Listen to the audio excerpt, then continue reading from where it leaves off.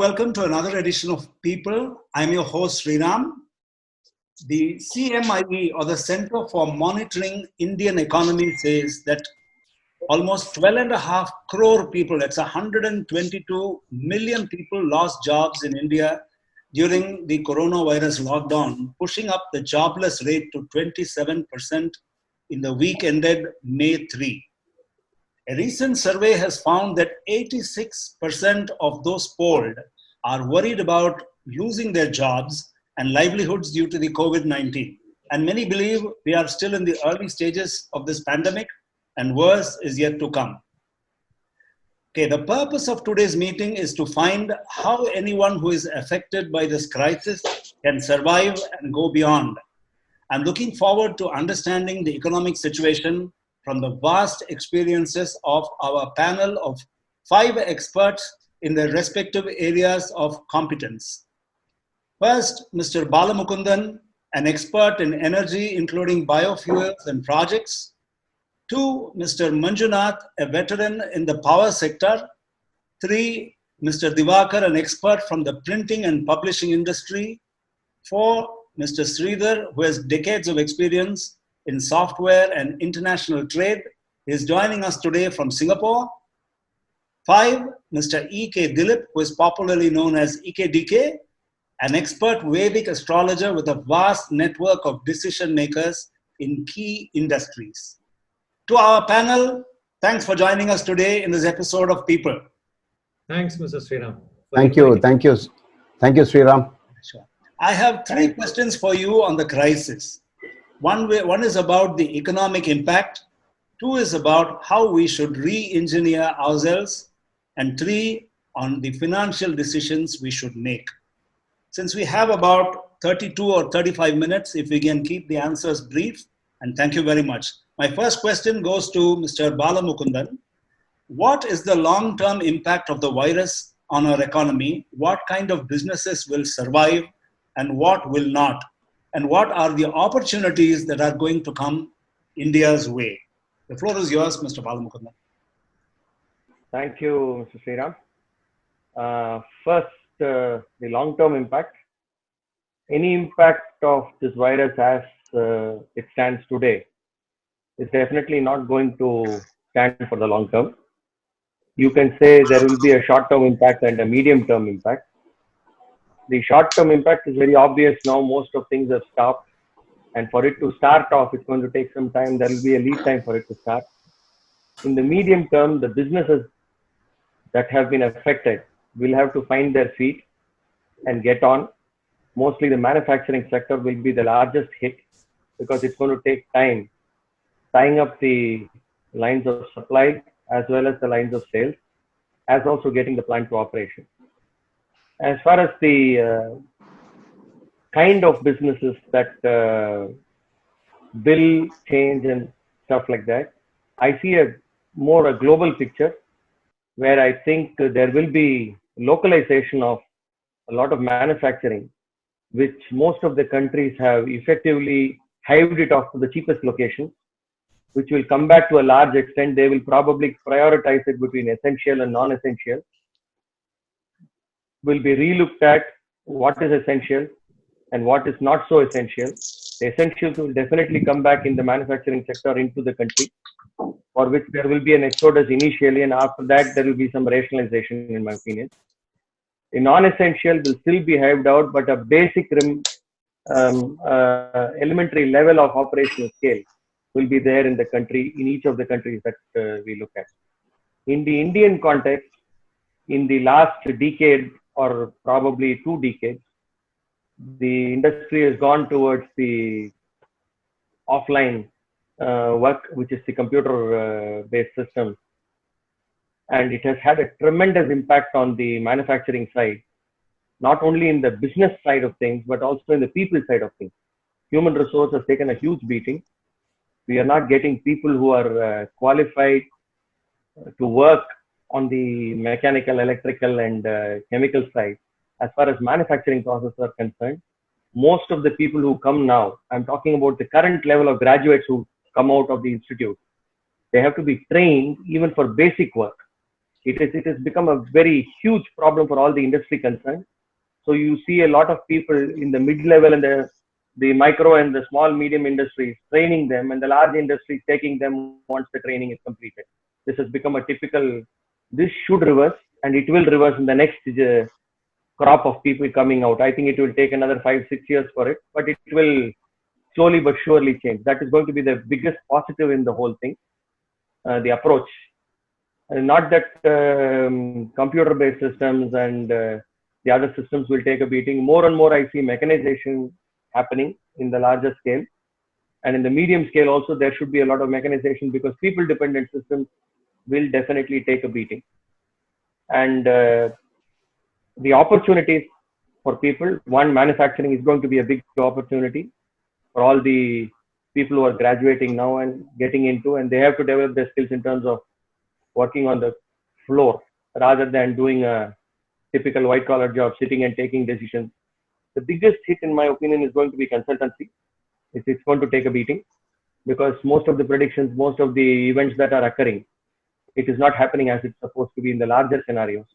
It will be there for the larger companies, because the size grows so big that the bottom is never seen by the top.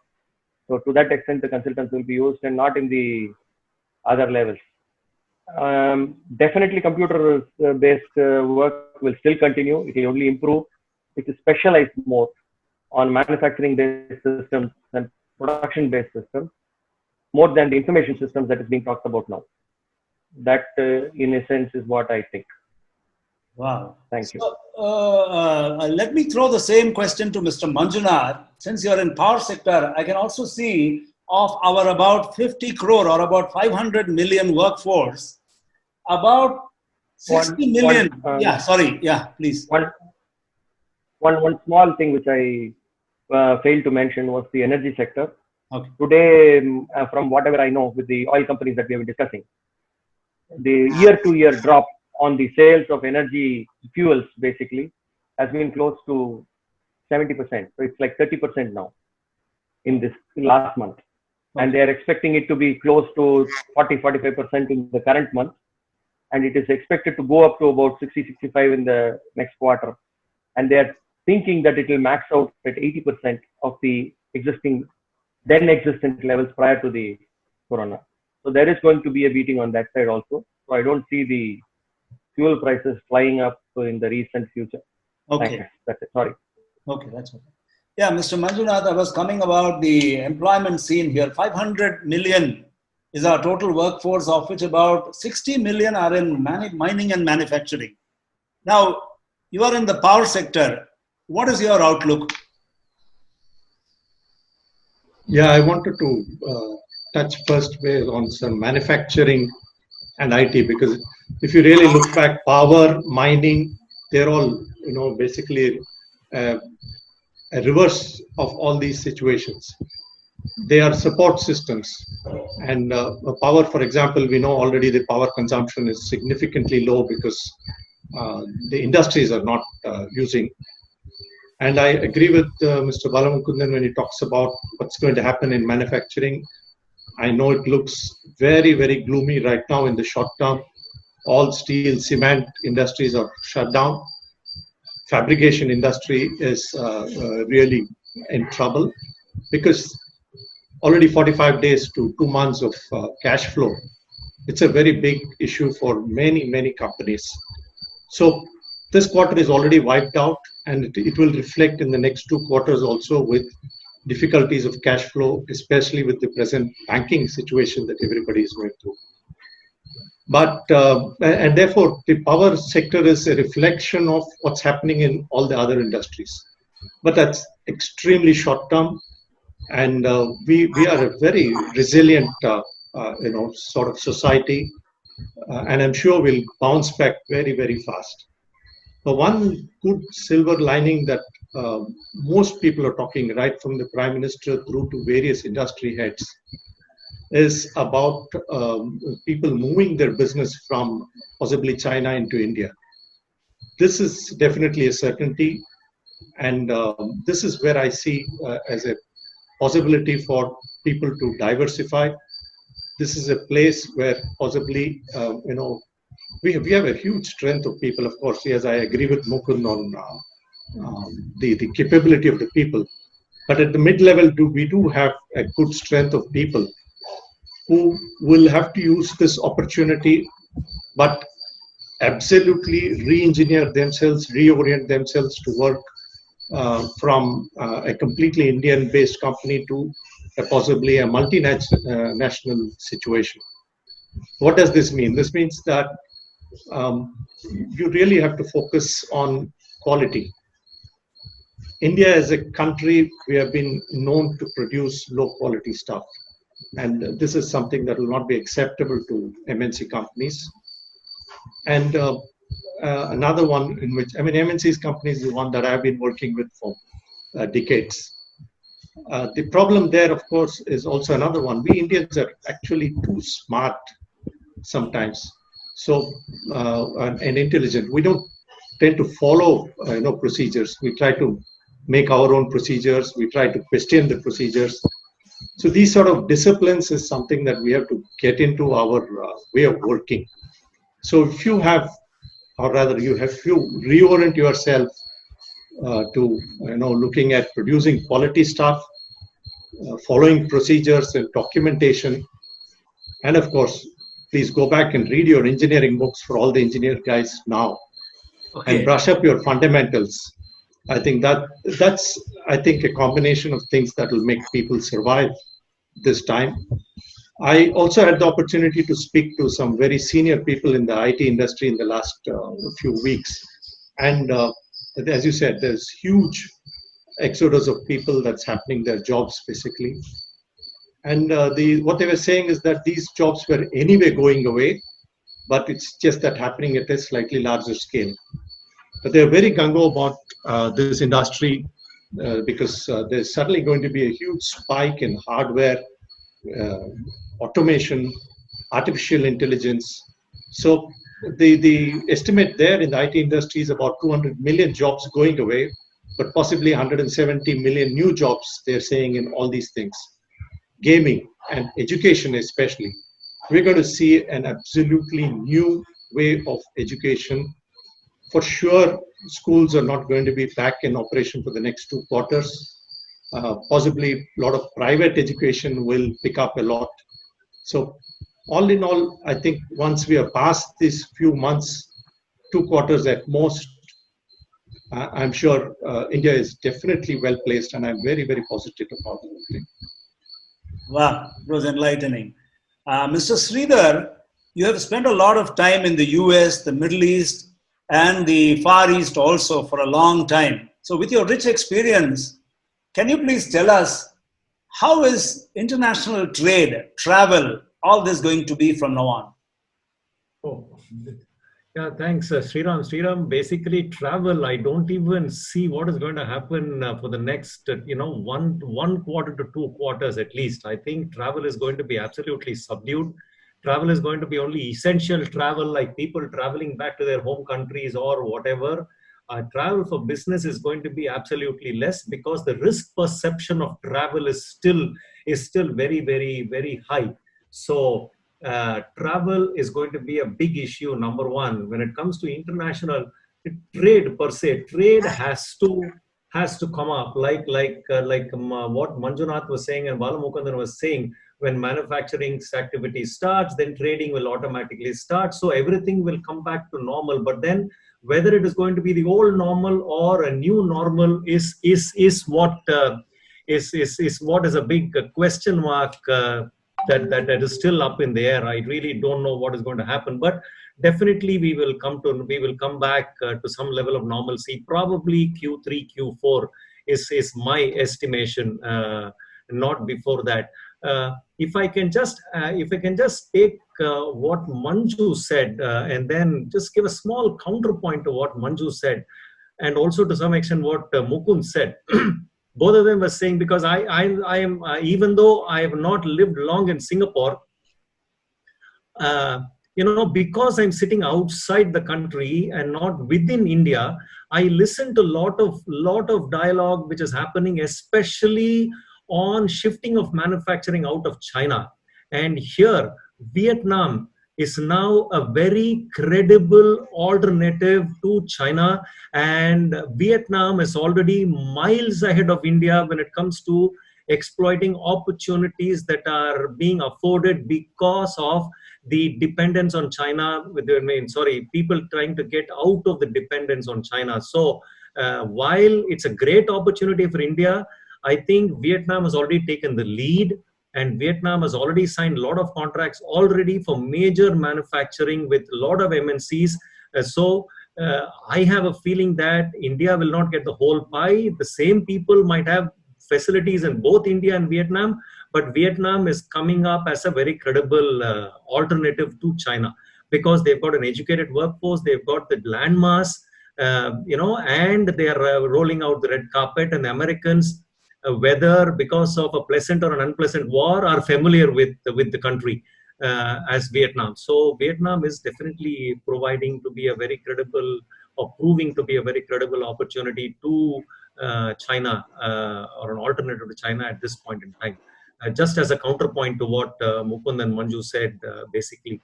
But India obviously has got a great potential because of the population, because of the resource, and the human and the natural resources.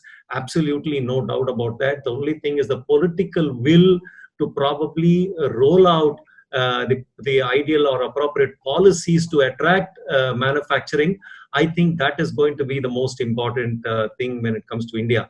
So that is just to add to what Manju and Mukund said. But coming back, international trade will be back to normal. In fact, I'm sure, I don't know whether everybody in the group knows, Manju knows, and you know that I work with Mukund, and we are in the oil industry.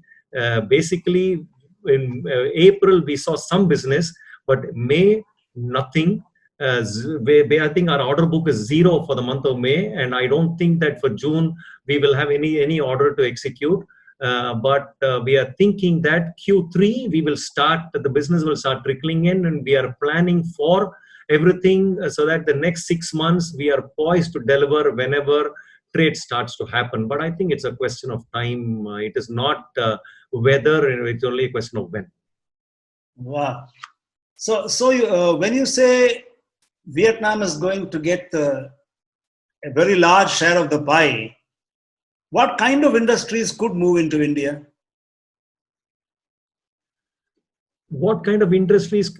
I think India right now affords a very broad base when it comes to industry. Right? I don't think that we are focusing on any vertical per se. I think right from electronics to anything, hardware, I don't think that there is any particular limitation per se. I'm not so competent to talk about. Probably a Manjunath or a Bala Mukundan will be able to throw better light on that. But with whatever knowledge I have, I'm pretty sure that India doesn't have any constraint when it comes to the type of manufacturing activity that can actually be pushed into India. I think we can exploit any opportunity, but I think the most important and underlying factor is the policy framework that has got to be conducive to a business moving into India, rather than the capability of the country or the people of the country to deliver on any manufacturing. Manju wants to come in, yeah. Manju, your audio. Yeah. Okay. Just to add to what Sridhar said, you're very correct. Vietnam has moved very fast.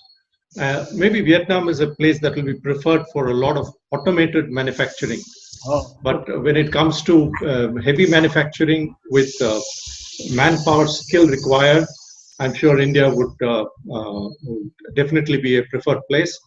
And I know for sure that the government is already moving. They have formed a few committees. There is big reforms in labor that is coming in.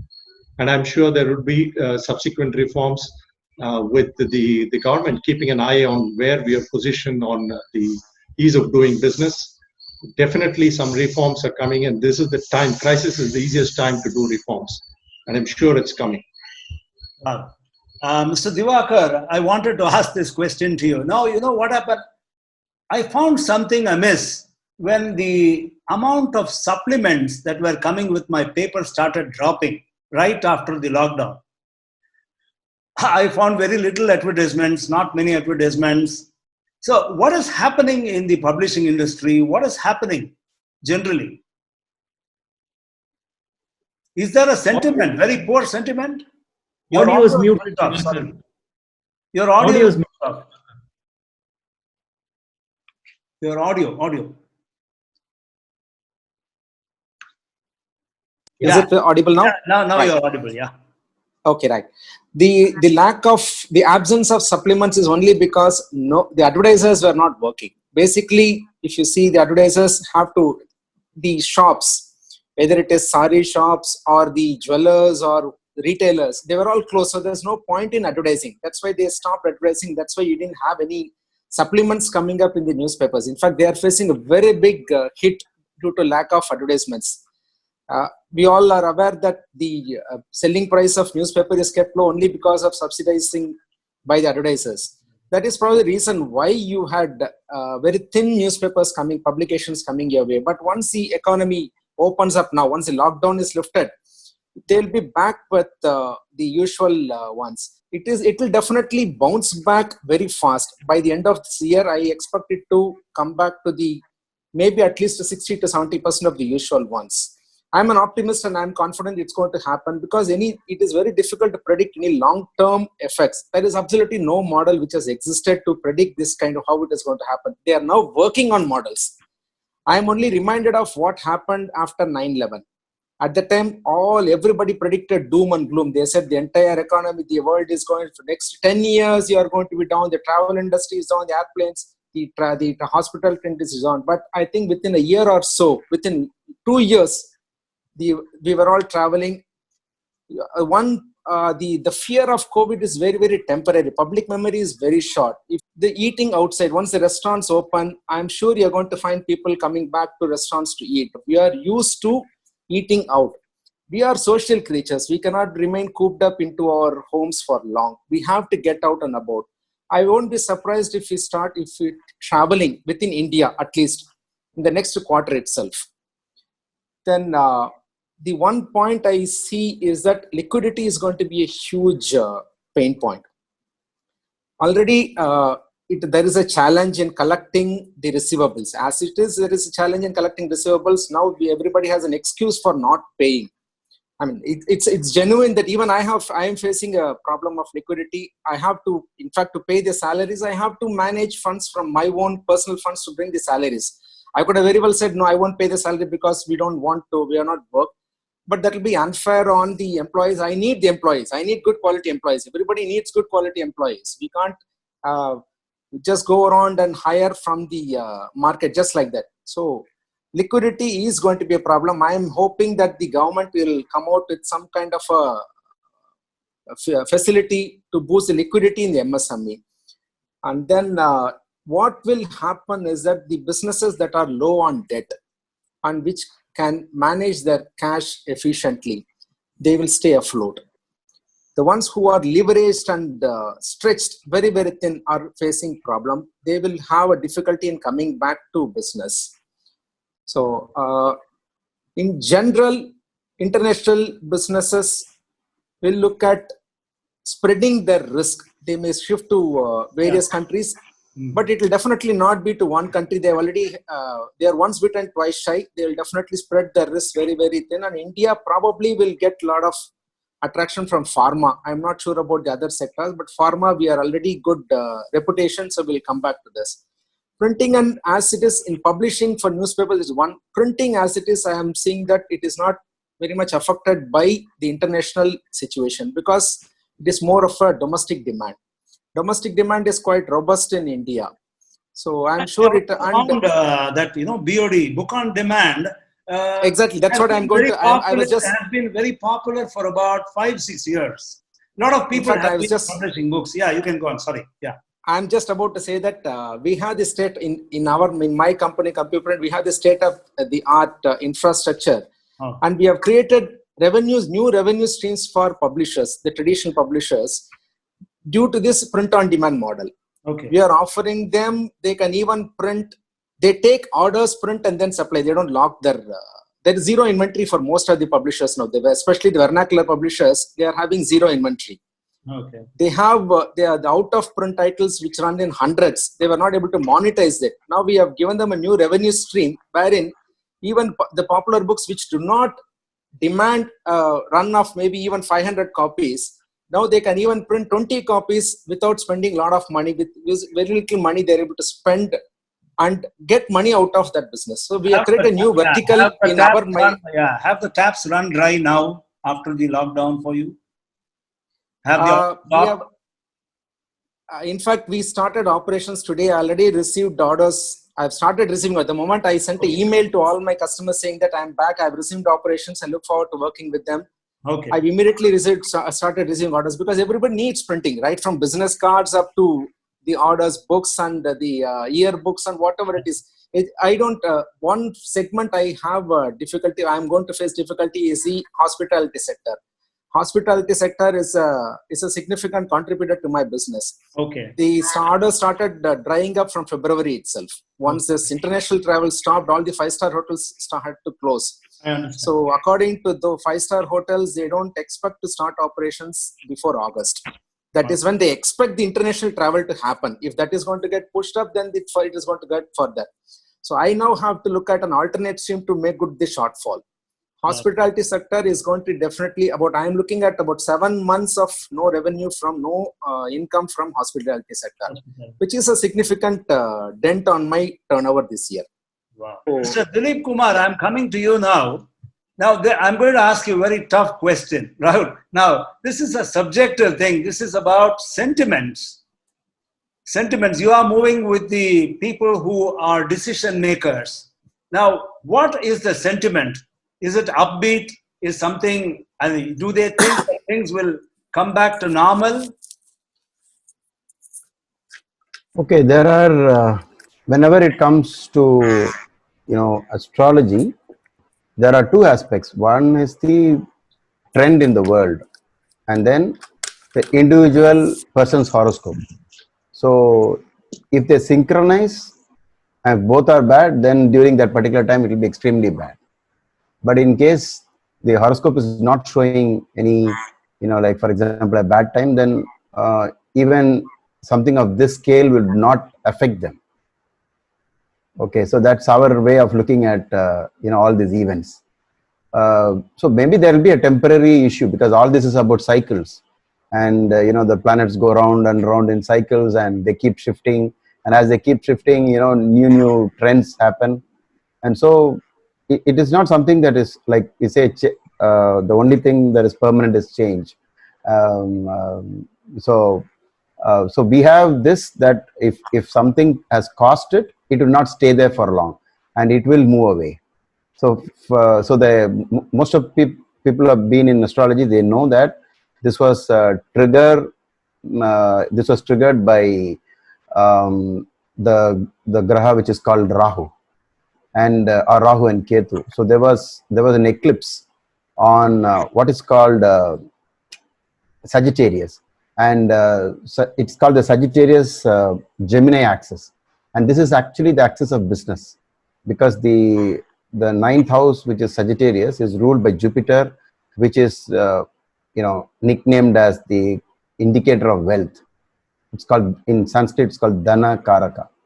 So if that axis gets afflicted, there are Sanskrit lines in the book Brihad Samhita which says that the world will suffer economic problems. So, but this time it used the diseases because Rahu and Ketu, they are disease planets. And so, especially why this virus and not any other type of diseases, because this is contagious, and the 3rd house, Gemini, is an air sign, and so it is able to move from place to place very quickly. So the industry that it affects is actually the core, any type of business, and also mainly what we call the 9th house matters. The 9th house matters are education, banks, can say all the things connected to consultancy. So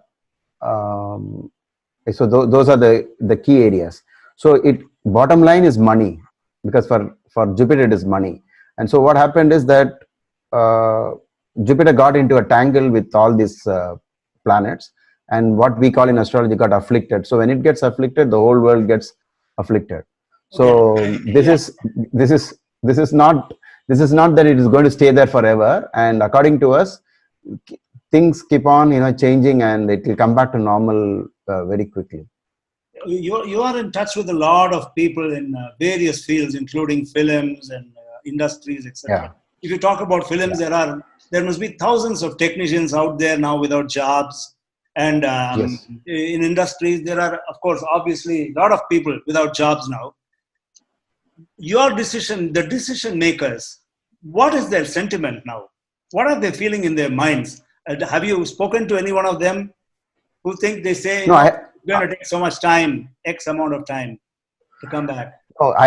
If you're talking about, the employees, they rarely get to consult me. So I have only the bosses consulting. Bosses, exactly. Okay. Yeah. So these people are asking, when is it going to become all right? When is it going to become all right? So we use we use the the transit of planets, that Jupiter, not only Jupiter, Rahu's transit we use, and then we say that Rahu entered Arudra, the nakshatra, which is very like poison and fire, Rudra. So it is like a destroyer, and it entered actually in October itself, but the disease surfaced only in November.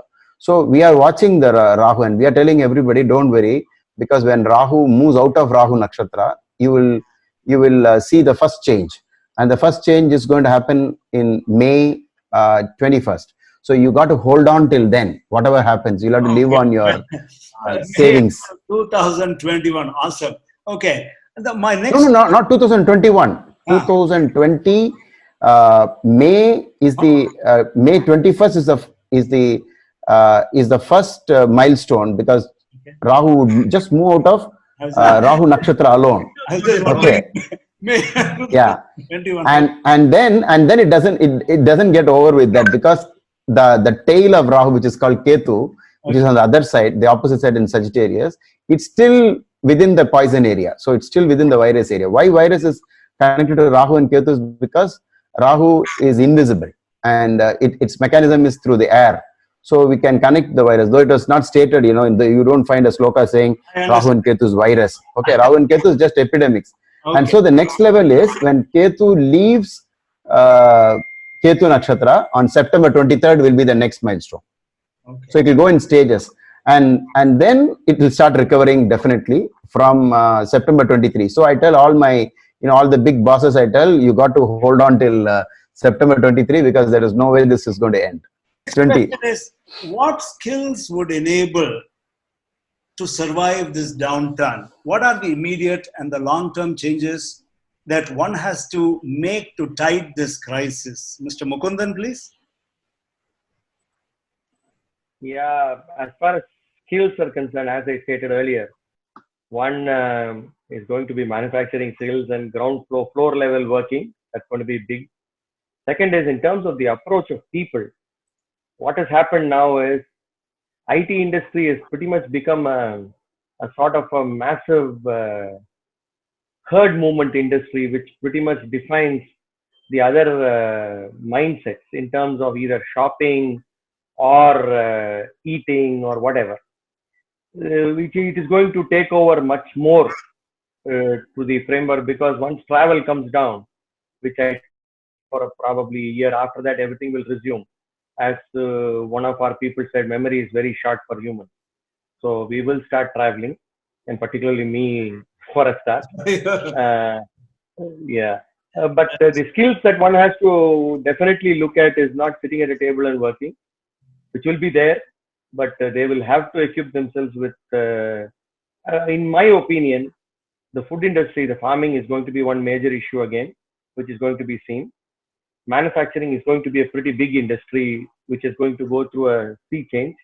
Irrespective of the automation, irrespective of whatever comes through, people have to equip themselves with skills, mechanical skills, for them to be relevant in the term. There was a time when we were talking about artificial intelligence completely taking over manufacturing. It is not going to be as simple as that.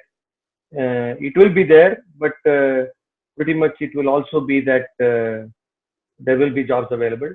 But I am also seeing, particularly in medicine, whichever, there is going to be an overlap of the intelligence, artificial intelligence with the mechanical skills. for people to even read and understand how a machine works and what it gives out as a report. You have to have the basic skills of mechanical skills and ground floor skills for you to understand what it is telling you. Like, for example, you get a report from a robo saying that XYZ is not functioning in one particular frame in the x-axis or the z-axis. One has to know what the x-axis is or the y-axis or the z-axis is. Yes. So to a large extent, I see that people have to have IT skills, but they should be IT enabled with the mechanical skills as the base. That's what I'm seeing as things go forward. This is just a shake-up in the long scheme of things. I don't think COVID has affected us this big. It is being hyped out of proportion to a large extent, in my opinion. But the issue is, it has brought about a lockdown, which people have tried to, look at things differently, which helps to a large extent. Wow. That's my opinion. Mr. Manjunath, don't you think this is a God-sent opportunity to take the proverbial knife and cut deep wherever inefficiencies there are? Yes, but then first of all, we need to be humane. This is not the time to send people home. Maybe we should address, and if some employees are listening in to us, they need to have a mental shift. It's time to put up their hands and say that we take more jobs and then take up additional responsibilities. Maybe work long hours if required, if that's the requirement of the organization. So it's as long as your personal attitude and what Balamukundan says is that as long as your fundamentals are strong, I'm sure you will find a way to survive. But there is going to be a definite change in the way we are going to work. No doubt about this. People are talking of now a new gig economy. This is the word I'm hearing a lot now, that, well, people will be employed for tasks and not for the sake of employment. Share time. Yes, share time. And then it's time to be a solopreneur and start giving your expertise. This is what I've seen, for example, in working in European companies, is that people are absolutely comfortable to work with 2 or 3, even competing companies, perfectly fine, because they know they draw their walls of how information is shared. And they work with multiple companies very, very comfortably. And some of the high-skilled people, you cannot employ them 24/7 and pay for them. So you will have a lot of part-time employment. And I think that's a shift that we have to accept. It is very difficult in the Indian context to accept this. But otherwise, again, we are a very resilient society. Work from home will be a new way of working, possibly in combination called the hybrid working. And it's this jugaad attitude of India. People have complained, but that's also our strength, that we can very, very quickly change ourselves to manage the situation. But it's also time for a lot of people to look back at what they are capable of doing. For example, I've been interviewing a lot of young engineers in the last couple of years. Most of them have been generation of farmers, for example, and then with great difficulty some got for second place, they've got an engineering degree. They don't fit in basically everywhere. So my advice to most of them was that, okay, now that you have an education, forget a degree, why don't you go back and become a better farmer in your place? And I also was seeing a lot of success stories of people in the mid-management, were tired of the way the stress is in the work, and then they're getting back to their possible roots of farming. So these sort of changes will definitely happen, and people out of jobs will have to see what is their strength. Maybe they're good in yoga. I mean, yoga is going to take off in a very big way.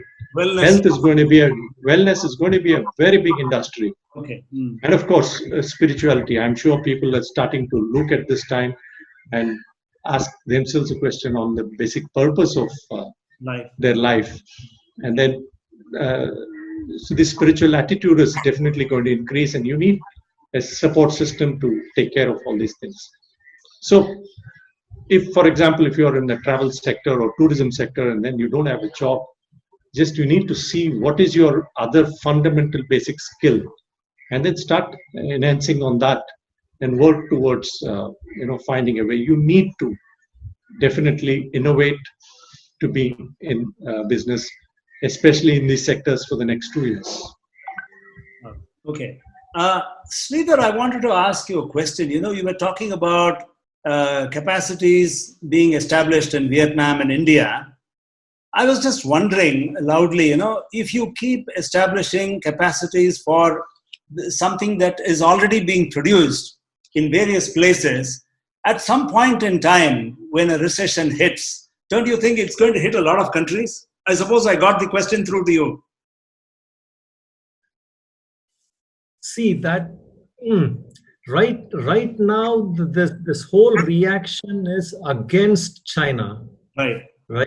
Because of COVID and because of various other factors that has contributed to create a sort of an impression that China created this whole situation. Now, I don't want to get into the argument of whether it is right or wrong, because I don't think that I'm competent to do that. But right now, the whole reaction, Mukund wants to say something a little bit. I'll allow him to talk. As far as the China thing, I just have to say one thing. We have been discussing it at a quite a elevated level in the business industry. It is very clear from what the international people are saying. The Chinese may or may not have created it, but they are definitely benefited by it, in the sense they knew of the effects, and it is said that they have covered themselves much better than any other country in the world right from October, November. They are very, very aware of it, and they have covered themselves, because of which the others have taken a beating. That's it. Right from commodities, you name it, across the board. They've even gone short on the financial market to kill the markets and make a killing by themselves, which I think is very true based on whatever we have discussed and heard from various people. Talk about what you can do when an opportunity is offered, right?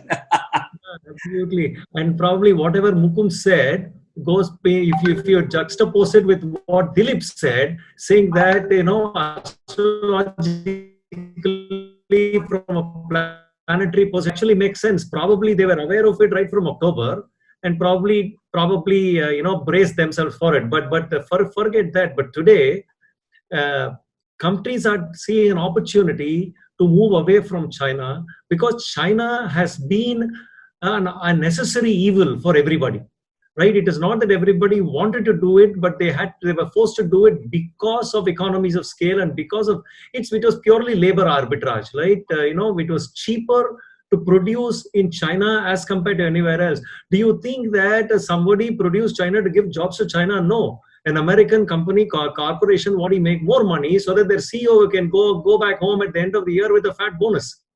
So at the end of the day, this is what is the driving force for going into China. It is definitely not to help China. And China exploited that situation by creating the scale in order to produce cheap goods and supply. And incidentally, they also produce substandard goods to supply to the third world countries. So this is how it happened. But today, big companies are seeing an opportunity to move out of China and seek an alternative, which probably they've been complacent so far. So that is why they are looking at opportunities. So as long as the framework is followed, and as long as these companies and these economies like Vietnam and India cooperate and do well with each other, I think that the recession is not going to affect you in a big way. Even today, as Balamukundan very rightly said, it is only a temporary hitch. It's not as if it's doomsday, 100%. It is, and the resilient will definitely survive. You need resilience in terms of money, as well as in terms of a mental attitude to go get over this, whether it's business or personal, and then it will become business as usual, probably by the end of this year and 2021 onwards. It is definitely going to come back, and we are all resilient people, especially the Asian community, right? Just to take off, Manju was saying something, regarding the food industry, or Dilip, I don't know who was saying regarding restaurants. Southeast Asia, I don't know about India. Southeast Asia, if you go across countries in Southeast Asia, You know, the smallest room in the whole, in a typical apartment or house is the kitchen, right? Or in some cases, the kitchen is non-existent. Why? Because nobody cooks in this country. Nobody cooks in this country. Everybody eats outside, and it is a norm for people to eat outside. That is why there are so many hawkers and so-called hawker center or warungs in Indonesia, which is street food. Food industry is huge, and today you're seeing so many advertisements by all these food delivery companies asking for riders, because people are working from home. People are not in the habit of cooking, so they are in the habit of eating outside. So now they can't go to eat outside, they're ordering in, and ordering in is becoming a problem because there are no delivery mechanisms to do it, because the delivery system is overwhelmed by the non-existence of delivery people. Okay. Even though the infrastructure is there to make, the infrastructure to deliver is bursting at its seams. The final mile is the difficult thing everywhere. Yeah. The last mile is becoming Right. a problem. Okay, Mr. Divakar, I wanted to ask you a question. How much time does it take for you to skill a person, or is the person coming to you is already skilled? Do you see a challenge with the current engineers? Getting a skilled person is very difficult. Training takes nothing for me, because I'm more into the training. A person takes anywhere a minimum of a month for him to start being productive.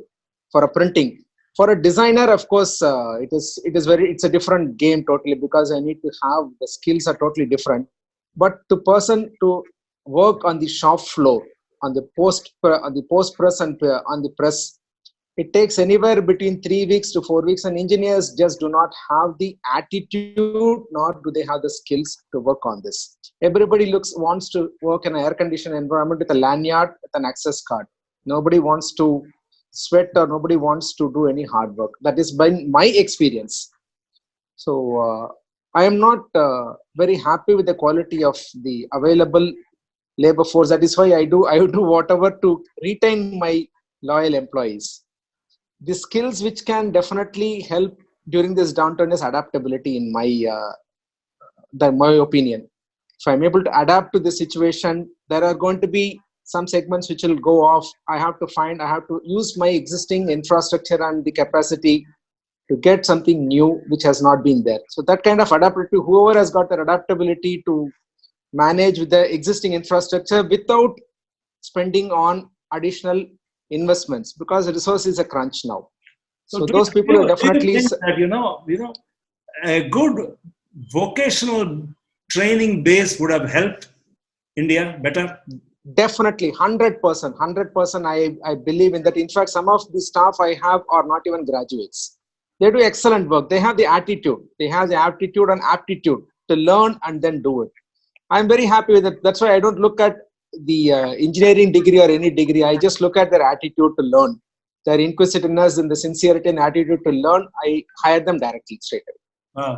Mr. Dilip Kumar, now I want you to answer a question that's not specifically an astrology answer, but an answer with your experience, no? An answer that gives, what are the top 5 financial decisions that one should take during this economic downturn? I want your answer to be oriented both to the businessman as well as the worker. See, the first thing is, they should delay any further investment. Yeah. Okay, because there is the uncertainty whether, each one is living in a state of fear, whether you survive or not. Okay, there is a risk of survival. So suppose you try to earn money and then you try to do something, you got to meet people, etc. And so you'll be running a risk. So isolation is just the opposite of gaining. So if you compare a sannyas, a person who's renounced is sitting inside a cave, so that is the opposite condition. The other condition is how many other people you can meet. So, and that's where the danger is. So I'll tell people, just save your life first. Don't think about money as much. You can maybe, you don't have that much expenses now. You're not going for movies. You're not even getting the drinks that you used to get. So stay home, somehow, sail through this period. Don't invest. That's what I've been telling everyone. Mr. Mukund, don't you think that's exactly 180 degrees of what we really want now? Don't we want spending now? See, the problem is with the problem with spending is you have to have the money to spend.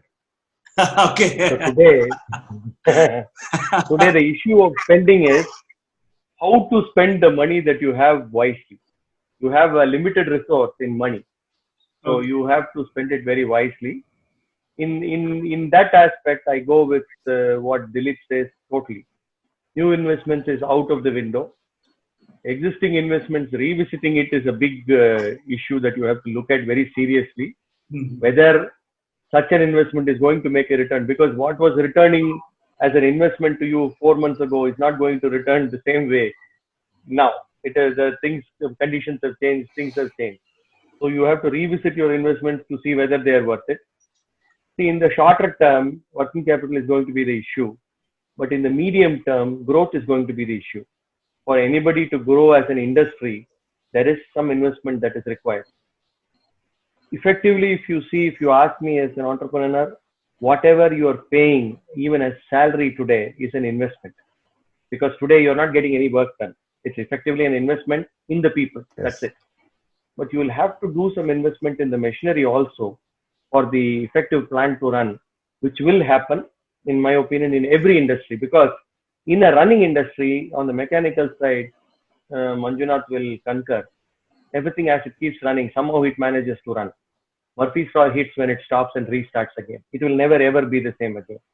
So there is going to be some investment. So whatever cash resources that you have to have judiciously saved to effect the investment in people and the investment in machinery, which will be required for the existing setup to come to its level of operation. And then you have to think about what you have to do new or change or adapt, as Divakar said. And all these, if I may say, go in tandem with what Dilip has said in terms of the timing of Rahu or Ketu or whatever. Not that I look at it at all. I don't look at it at all. Okay. But despite that, it pretty much matches with whatever has been happening and whatever is happening.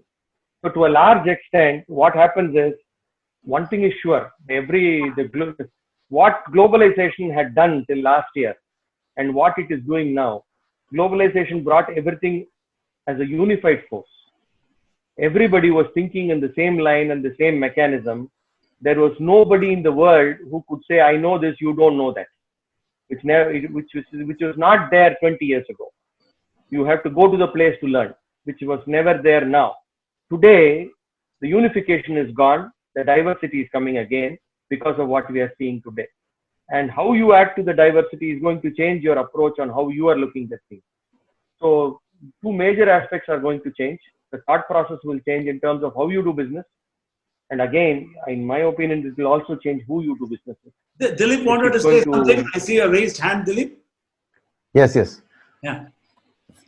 See, what I think is that money saved is money earned. So I'm just beginning to wonder, did we really need to travel so much, so many places, visiting a temple every day? Now the temples are closed and, the mosques are closed or the church is closed. There's no pilgrimage. So sometimes I feel that we are unnecessarily wasting our money also. So now maybe this is a time to learn about all that. So I forgot to tell that. So Okay, we have got about 5 minutes. Manju and Sridhar and Divakar, quickly, starting with Manju, your thoughts on that. Your 5 top decisions. No, I'm not going to speak on finance. I think Mukund and Dilip have given us the inputs. But from this situation, there's a lot of positives you have to take. And that's what is very nice. The way people, are starting to behave like people living in a society. We're starting to talk to our neighbors. In fact, today, Chitra Purnami, we're going to have, food with our neighbors on the terrace. We have not been, we've not been saying hello to them for the last 5 years. So these are things. And then the way that we are giving importance to personal hygiene. So in a way, this virus has made us more civil. Absolutely. Okay. It's okay. So could use this opportunity to connect back to your roots. I mean, we are such a very resilient society. We're such a spiritual society. We lost that spirituality, which only can give us the strength to, look at ourselves and think with clarity. So that's what we need to get back to, and this is the golden time to do that. Sridhar, your words? Okay, coming back. Okay, I will touch upon Manju's topic later. But looking at financial decision as an individual or as an employee who is working today, whether you're right now earning salary 100%, 50%, 60%, whatever it is, conserve whatever you've got. Right, get through this period before taking any decision, because today your decision may not be an objective decision wherever or whatever you're going to do. So I would rather say, like Dilip rightly said, the money in the bank is better than money elsewhere. So put it in the bank and then sit tight on it and take your decision when you're not ruled by emotions, but you're ruled by objectivity, which is when it comes to an individual. People might say, oh, the stock market is looking beautiful, this is the time to invest, etc. But then I would say hold on, and then the stock market will still go up at any point in time. Start probably in the Q4 or later, not before, my personal opinion. When it comes to business, like Mukund rightly said, he is more competent to comment about the business because he is running, and he has been running a large business for a long time. So he would know. But then even here, I think you've got to be judicious in the way you utilize the whatever cash you have, if you have the cash. And he's rightly said, working capital is going to be a big challenge going forward. And then obviously, as he rightly said, we have been through that 2016, 2017. We know the amount of money that we had to spend in order to revive the factory that we had. So probably we're getting into a similar situation, probably not as bad as what it was in 2016, 17. But then we are getting into a similar situation, so that we have got to ensure that we juggle our finances to probably ensure that money is spent wisely. And as Divakar also said, you cannot let go of your people. You need people. You need people who have been with you for a long time. You need people who know the business, who know the processes. So I think it's a tightrope walk. Basically, it's not going to be easy. I don't envy Balamukundan's position here at all. It is definitely a tough position to be in, to tightrope walk, especially in a business, whom to let go, whom not to let go, what to do with the cash that is available. It is definitely going to be a tough choice. And when it comes to Manju, the only thing I would say is that be social, but distance yourself. So social distancing has to as if it comes, come together. As long as you're doing socializing with distancing, you're absolutely okay. Okay, Divakar, your last words.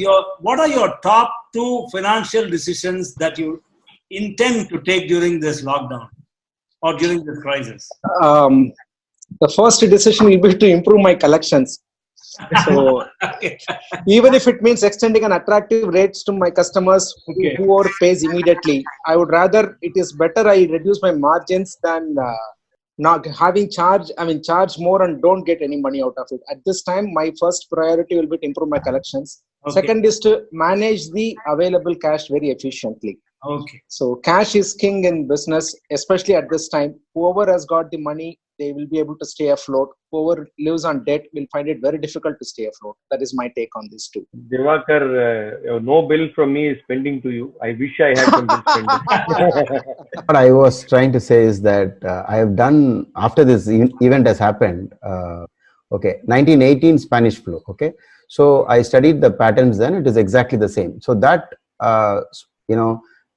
made me do more research on all the past maybe endemics and pandemics together, and I noticed that each time there was only one type of pattern, and it just goes on cycle, one after the other.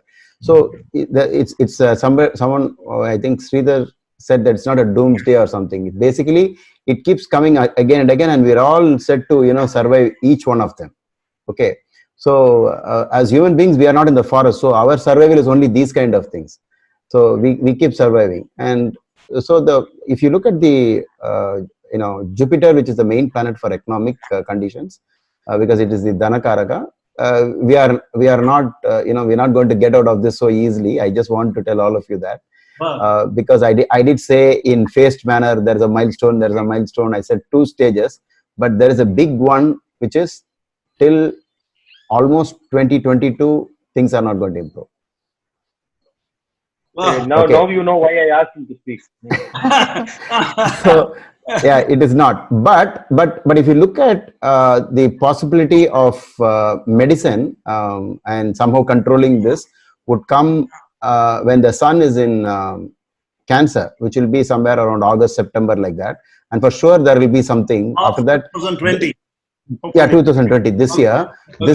And so when you start working on this, there will be one side, there will be control of the disease. The other side, the disease would still be spreading, because you don't know that the common cold even now kills people. You do not know about that. Exactly. AIDS is killing people. There are lots of death happening all around. Oh. So we've just, it's just a cycle. So what I wanted to say was, it's not ending so quickly. Okay, that's what I wanted to say. So I thought, I should tell all of you. Anyhow, I didn't want it to sound so depressive. 22. No, it's not depressing. It's not depressing. What I wanted to say was, it's changing stage by stage. I can understand. And we will all come out of it. And there is nothing like doomsday at all. What you say, everyone will manage. What you are saying is very much in line with what every scientist is saying now. So you are the last person. You are the last person to be depressed. So don't act depressed. Be happy. Okay, coming up, viewers, it is time to take big decisions and innovate. 2 is cut down on expenses and spend wisely.